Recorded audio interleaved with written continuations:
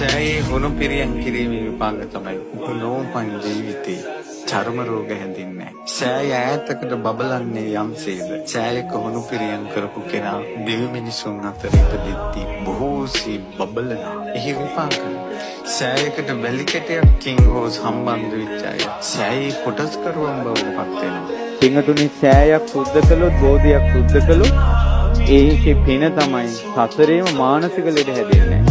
ඒ පින්වන්තයාට අපේ බුද්ධ ශාසනය නිවන් දකින්න තුරු උපනෝපන් ජීවිතයක කවදාවත් අබෑටික තරම්වත් හැමේ බිබිලක් ඇවිල්ලා නැහැ.